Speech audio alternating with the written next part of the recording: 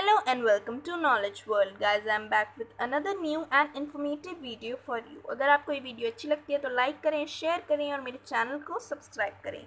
Bell icon भी press करें जिससे आपको मेरी लेटेस्ट वीडियोस की लेटेस्ट नोटिफिकेशन सबसे पहले मिले। तो आइए देखते हैं आज की वीडियो का टॉपिक। आज मैं आपको एक चैप्टर एक्सप्लेन करने वाली हूँ। वो क्लास 8 के चैप्टर 6 है। वो चैप्टर कंबशन एंड फ्लेम। तो मैंने ये एक्सप्लेनेशन पार्ट शुरू किया है। तो इसके अंदर मैं आपको 1 वीक तक एक चैप्टर लूँगी, रोज़ एक चैप्टर, और उसकी एक्सप्लेनेशन दूँगी। तो आज मैं कंबशन एंड फ्लेम एक्सप्लेन कर रही हूँ। सबसे पहले कंबस्टिबल सब्सटेंस क्या होता है वो जान लेते हैं। Substances which burn in air to produce heat and light are called combustible substances. जो भी सब्सटेंसेस एयर में बर्न होते हैं हीट और लाइट प्रोड्यूस करने के लिए, उन्हें हम कंबस्टिबल सब्सटेंस कहते हैं। जैसे कि wood, coal, charcoal, kerosene, petrol, diesel, LPG और सीएनजी। आप ये नोट कर सकते हैं जो भी आपको इम्पोर्टेंट लगे, एग्जाम्पल्स वगैरह। टू है combustion. The chemical process in which a substance reacts with oxygen to produce heat is called combustion. अब क्या होता है कि जो केमिकल प्रोसेस है, कंबशन हमारे चैप्टर का नाम है कंबशन एंड फ्लेम। तो कंबशन टर्म का क्या मीनिंग है कि कंबशन का मतलब ये है कि एक केमिकल प्रोसेस, कंबशन होता है केमिकल प्रोसेस जिसमें एक सब्सटेंस रिएक्ट करता है ऑक्सीजन के साथ हीट और लाइट प्रोड्यूस करने के लिए। इसको हम कहते हैं कंबशन। नोट कर सकते हैं आप। The substance which undergoes combustion is called a combustible substance. जिस भी सब्सटेंस के साथ कंबशन होता है उसको हम कहते हैं combustible substance. It is also called a fuel. उसे हम फ्यूल भी कहते हैं कंबस्टिबल सब्सटेंस को। Okay. Sometimes light is also produced during combustion either as a flame or as a glow. कभी कभी जैसे हीट और लाइट दोनों प्रोड्यूस होते हैं तो लाइट के लिए एक दिया हुआ है कि जब भी लाइट प्रोड्यूस होती है तो कभी कभी उसमें या तो फ्लेम होती है जैसे कैंडल फ्लेम, या फिर ग्लो जैसे कोल या चारकोल का आप देखें तो उसमें ग्लो प्रोड्यूस होता है। उसका रीज़न भी हम आगे जानेंगे। Air is necessary for combustion. Air हमेशा कंबशन के लिए नेसेसरी होती है। यहाँ पर दी हुई है एक एक्टिविटी, देखिए। Air is necessary for burning. इस एक्टिविटी में ये दिखाया गया है, ये इसका पर्पज़ है, एम है एक्टिविटी का। तो आइए हम पढ़ना शुरू करते हैं। Fix a lighted candle on a table. एक लाइटेड कैंडल को आप एक टेबल पर रखें।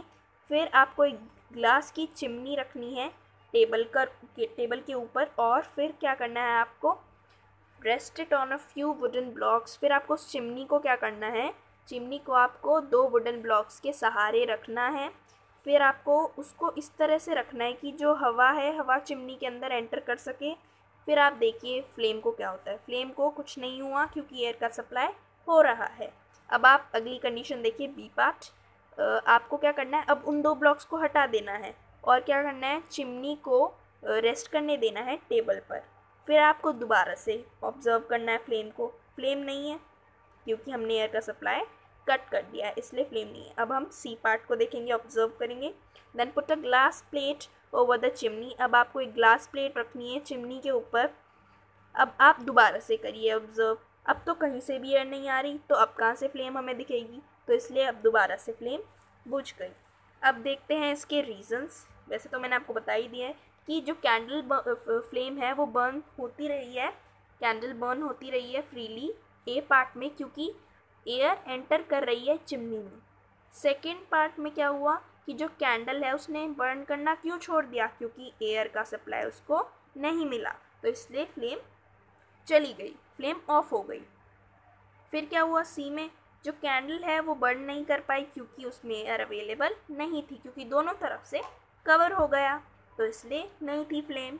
अब हम क्या देखते हैं, इस एक्टिविटी से क्या सीखते हैं, ये शो करता है कि जो एयर है वो बहुत ज़्यादा नेसेसरी है बर्निंग के लिए, कंबशन के लिए। I hope it is clear. I am proceeding. Next है अब हमारा इग्निशन टेम्परेचर। ये टर्म है इग्निशन टेम्परेचर, इसके बारे में हम थोड़ा ब्रीफ में पढ़ लेते हैं।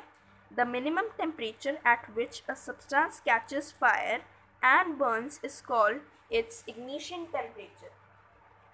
इसका मतलब क्या है कि वो मिनिमम टेम्परेचर जिस पे एक सब्सटेंस कैच करता है फायर को, और बर्न होता है उसे कहते हैं हम इग्निशन टेम्परेचर।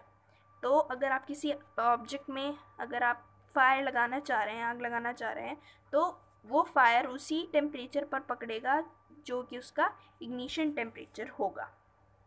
ओके, तो मैं अब नेक्स्ट लाइन पढ़ती हूँ और एक्सप्लेन करती हूँ। A substance will not catch fire and burn if its temperature is lower than it's ignition temperature. Same thing कि जब तक एक सब्सटेंस तब तक नहीं फायर कैच करेगा जब तक जो उसका टेम्परेचर है वो लो है।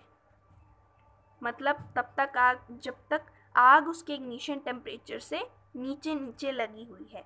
जब आग इग्निशन टेम्परेचर तक पहुंच जाएगी, उसके बियॉन्ड पहुंच जाएगी, तब आग लग जाएगी उस ऑब्जेक्ट में। ठीक है, जो टेम्परेचर है, टेम्परेचर आग से मेरा मतलब गर्मी और गर्मी temperature. So it's like this.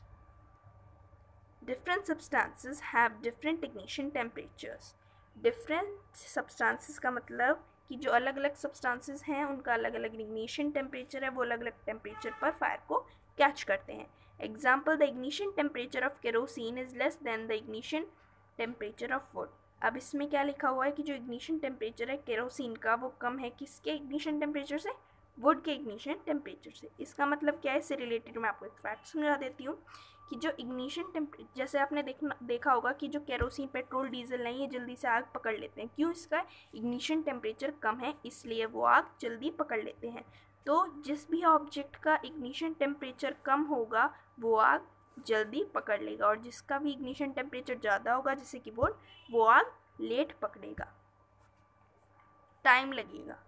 ठीक है, फिर substances which have very low ignition temperature, Jin substances का बहुत कम ignition temperature है वो जल्दी से फायर को कैच कर लेते हैं। सेम थिंग जो मैंने आपको अभी एक्सप्लेन किया।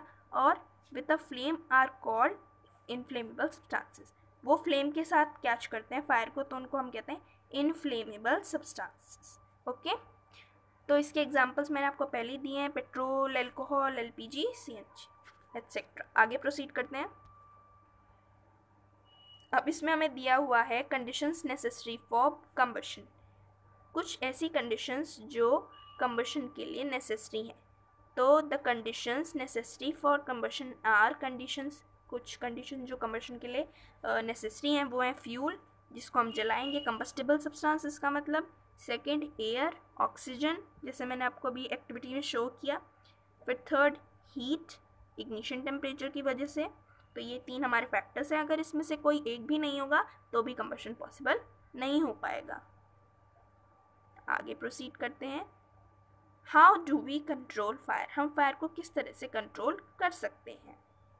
हम फायर को प्रोड्यूस कैसे कर सकते हैं, हमें पहले ये पढ़ना होगा। इसमें दिया हुआ है फ्यूल, एयर, हीट, हमारे पास ये तीनों कंडीशन होनी चाहिए तब हमारा फायर प्रोड्यूस होगा।